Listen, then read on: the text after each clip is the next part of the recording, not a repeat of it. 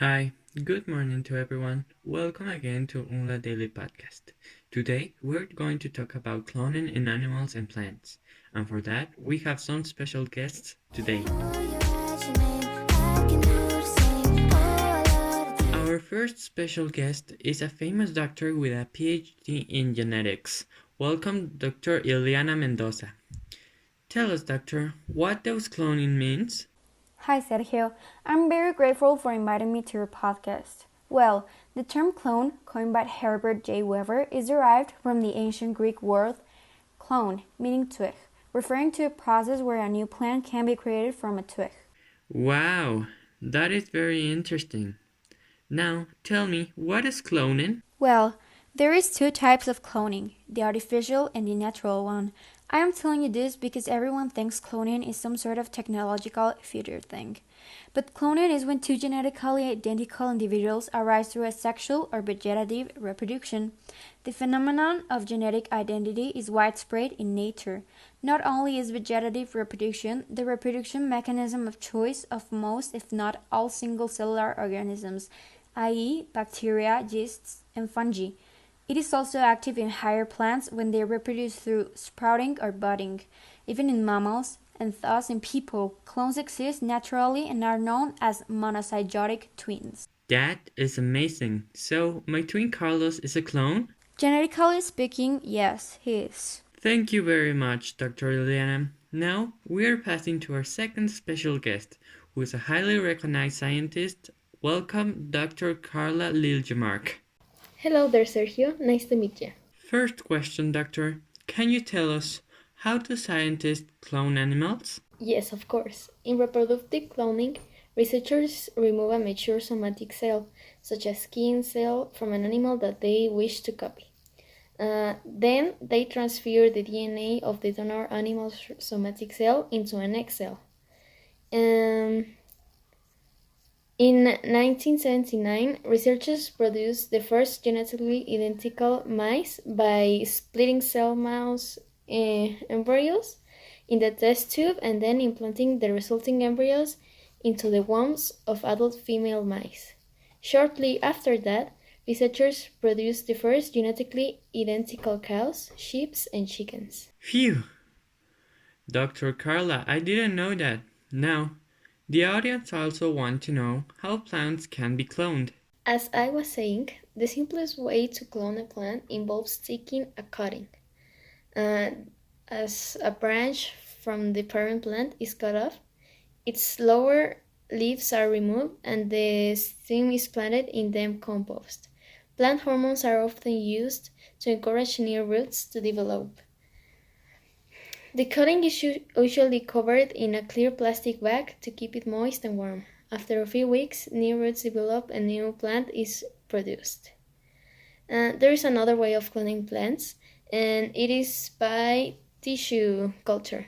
It is also called micropropagation. It works with small pieces of plants called explants. These are grown in vitro using sterile agar jelly that contains plant hormones and nutrients. Wow! I am learning more than I've ever learned in online classes. Thank you very much, Dr. Carla. Now, finally, we have my favorite guest, a specialist in bioethics, Professor Montserrat Hernandez. Hi everyone, and thanks Sergio for inviting me. I am very glad for it. Now, Montse, tell me, what is the perspective of cloning in ethics? Well, cloning can help us in research field and medical sciences, but due to ethical and moral values, the idea is not very supported. Moreover, it is against ethical values as well. According to modern studies, human moral values are preferred rather than emotions, but they cannot be ignored. Despite the progress in the stem cell culture, it is unable to avail the therapeutic benefits. It is said that cloning could be done in the near future, and it is closer to the reality and away from science fiction. Cloning can be carried out by two techniques termed as the somatic cell nuclear transfer and cell mass division.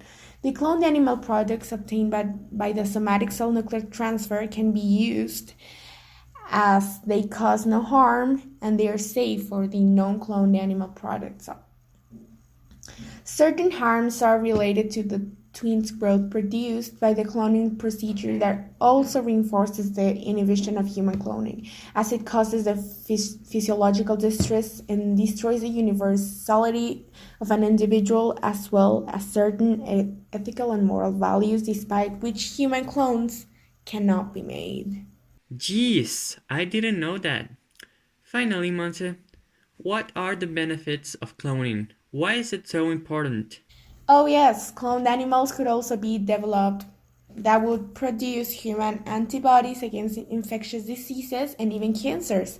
It is already being used alongside genetic techniques in the development of animal organs for transplant into humans. Xenotransplantation, it's called. Combining such genetic techniques with cloning of pigs would lead to a reliable supply of suitable donor organs. And also, cloning could be also used to create better animal models of diseases, which could in turn lead to further progress in understanding and treating those diseases. It could even enhance biodiversity by ensuring the continuation of rare breeds and endangered species.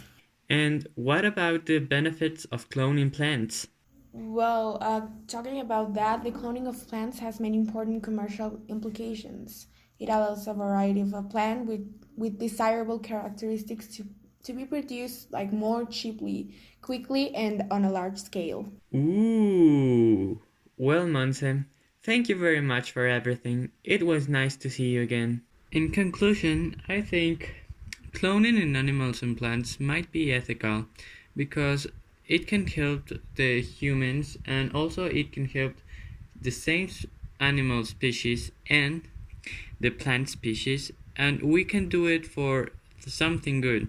Obviously, if we do it for something immoral, it's going to turn into something bad. But what do you think, listeners? Thanks everyone for listening to Unla Daily Podcast. I wish you a happy Halloween. See you in next episode. Bye.